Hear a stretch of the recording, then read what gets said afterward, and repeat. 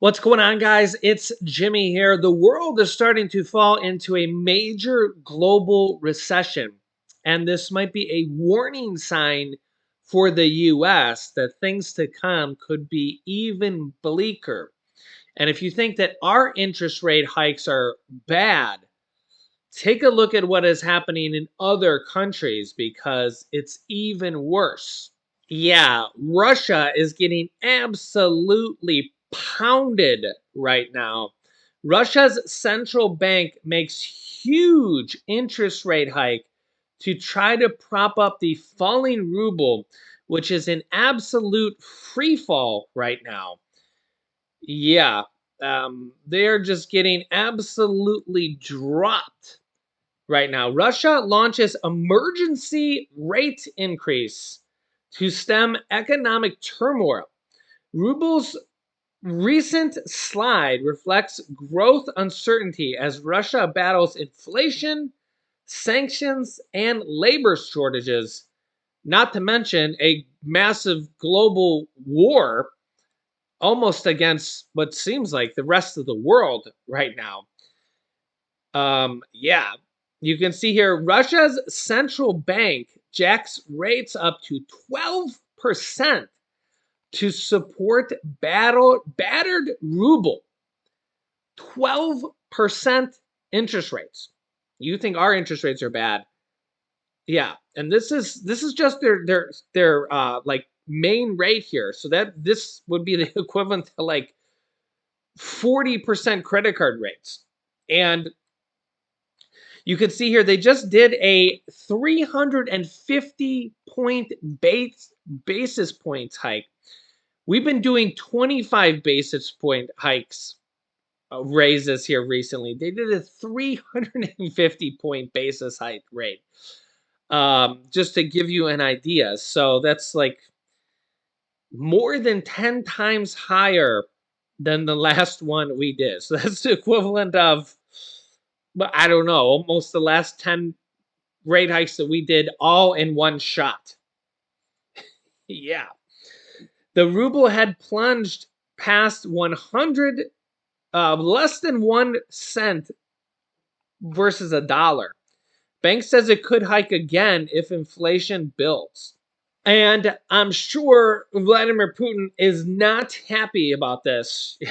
You can see the headlines here. Russian ruble is now worth less than a penny, infuriating Vladimir Putin's inner circle. Quote, they're laughing at us. Yeah, I'm sure the oligarchs are not happy here once again after they've had their mega yachts seized around the world, and now their money is literally just in free fall. Literally just in free fall. Yeah, the 1 year chart here of the ruble versus the dollar, kind of wondering how low can their money go? And about a 60% drop here over the 1 year.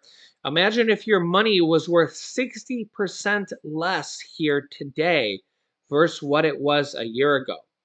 You know, you got to think here that like inflation, you know, the last COLA raise in Social Security was 8.7%. Imagine if it was 60%, aka inflation was 60% over the last year. That's essentially what has happened to the Russian dollar, the Russian ruble. And it's not really just Russia because China also affecting us here in the United States and the rest of the globe. As you can see here, stocks see losses accelerate amid China woes, while U.S. consumers stay healthy. Stock market news here today. The stock market down on China affecting the United States, bringing down our retirement funds, 401k funds, IRA funds, and the global economy as well. Yeah, US stocks are seeing pretty decent losses here today as a retail heavy week began showing continued consumer resilience in the US, but China painted a grim picture for the world's second largest economy. The Dow down a couple hundred points here today, but it shows here that China's economy is also struggling pretty hard. China's central bank unexpectedly cut a range of key interest rates in a bid to spur growth in its sputtering economy. Yeah. And here's the other problem is that if you're seeing this all around the world, and if you've been watching my channel, you also know that inflation is actually higher in Europe than in the United States. So think about this. If we're seeing inflation higher pretty much everywhere else than the United States, what does this tell you? That inflation is going to be really hard to battle off, and it's going to stick around for a while. And what does this also tell you about the Fed? They're not going to be lowering interest rates here anytime soon. In fact, I actually just seen this. Fed rate cuts could come as soon as next May, which is almost a year away. Goldman Sachs says this is what they're kind of predicting. So Goldman Sachs thinks that next May could be the earliest that we could see a rate cut. Now, I remember when then some of the banks were saying that we could see a rate cut as early as the end of this year. Now they're saying that it could be as early as next May. So what this really says is that that's no longer going to happen.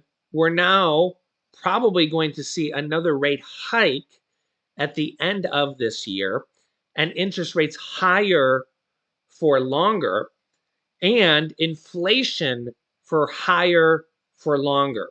Like, because we're also seeing inflation spike in other countries around the world, and inflation for higher for longer. Do you see the theme? So we're not really seeing a lot of good news with inflation or interest rates yet. Now, of course, you get these reports from the government that said, "Oh, inflation's coming down," but yeah, first of all, do a lot of people even really buy into that? And second of all, you got to remember, if you've been watching my channel, and I try to kind of explain this to a lot of people. When they even say, first of all, they have these different gauges, these different indexes of inflation. One doesn't even include food and energy, and it's like, how could you even not include food and energy? Because everybody needs to buy food and gas, and energy is like the main. Food and energy is the main staples of pretty much everything, right? You need food and you need gas to get to work, and you have to heat your home, and it's like, oh, but the Fed says, oh, those are so volatile. Well, of course, that's what we're paying for. That's a large portion of, oh, we have to eat every day. It's like, oh, but we don't want to include those. We include that in another index that we don't want to tell you guys about us. All right, thanks, guys. That makes a lot of sense. But if you ever read the comments, people are like, "Food's outrageous. Food's outrageous." Yeah. It's like, of course, the Fed doesn't want to tell you about that, right? Yeah, go figure, right? But I know you would think that it's amazing that the Fed's not part of the government, that they're separate, because they sure have government speak, right? They sure talk like a government official, right? Yeah, I know, can't make this stuff up, but alas, the problem, unbelievable. The problem with this is that it's costing Americans and people really around the world. You can see that they're having the same problems. It's not just a U.S. thing. I don't think that makes it any better, but nonetheless, is that I guess we're all in this together. And honestly, the interest rate hikes are not working anymore. They need to stop with the interest rates hikes. Now, the problem that Russia's having right now with their emergency interest rate hikes, that's to prevent their dollar, their ruble, from falling anymore. That's a different situation. So, believe it or not, the dollar's very strong right now, because when you keep raising interest rates, it actually makes your currency strong. It makes your currency stronger. So that has actually helped the U.S. dollar as well. But it hurts the average everyday American and the low and middle income, low and middle class Americans. that have to deal with this stuff because of credit cards, because of food costs, because of businesses that have to borrow a little bit to for anything, right? And I really feel like enough is enough on the interest rate hikes. Please stop. Please stop. It's just enough is enough. We and then the other problem is how long they're going to keep them high, and it costs the government more money because the government, when they issue new bonds or they have bonds mature and they have to reissue, it's just it's going to cost the government more and more money the longer they keep these interest rates high. It's an absolute nightmare. Yeah, and we're seeing banks fail because of this stuff too. So it's just this overall whole high theme of high interest rates for longer. There's not many people benefiting from it. The only people that are really benefiting from it are people that are like buying CDs, have money in cash or money markets that are getting higher interest rates and getting more from their kind of deposits from it right now. And we're seeing a stock market kind of, I mean, the stock market's almost at an all-time high. Stock market's actually doing good.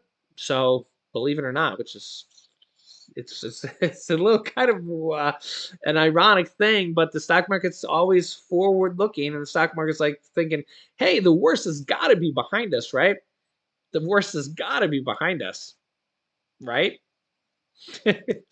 Yeah. So remember, the stock market theory is that you basically the time in the market is better than timing the market. So yeah, let me know your thoughts here in the comments. I'll keep you up to date here. If you haven't, subscribe down below. Click the bell icon so you don't miss out on any new videos.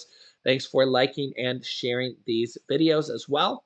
Click here to see Putin preparing to attack the United States. Or you can click here to see Biden's new executive order for nationwide bans. So click on one of those videos next. Thanks for watching, guys, and I'll see you in the next video.